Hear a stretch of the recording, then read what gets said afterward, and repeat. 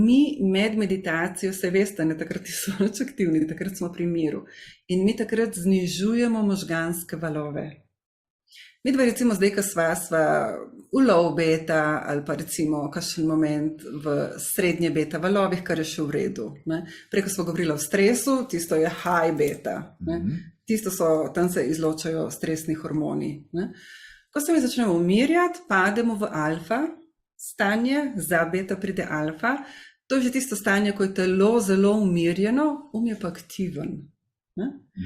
In v tem stanju mi že, ni nujno, ampak že lahko dostopamo do našega nezavednega, kjer je zapisanih teh blaženih 95% naših nezavednih programov, ki jih zavestno ne moremo spremeniti. Ker med našim zavednim umom, blaženih 5% in nezavednim 95% je analitični In ko mi rečemo, ok, jutr pa začnem znova, ne vem, ne bom jedla čokolade, kaj jaz vem, kaj bom, ne?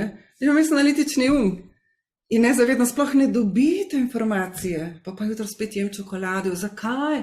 Pa se začnem stresirati, jaz sem se odločila. Ja, ta program sploh še niti informacije ne dobil, kaj šele, da bi se začel spreminjati. Ko pa mi meditiramo, ta analitični spi. In mi lahko zavestno dostopamo do njega. In tukaj začnemo spreminjati programe.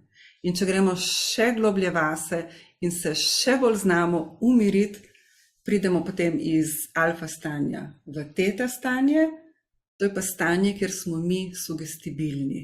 V bistvu hipnotično stanje. To je hipnotično stanje. Ne? Če nam takrat nekdo nekaj reče, pa če mi sami sebi rečemo, s tem pa spreminjamo te neželene programe. Ne?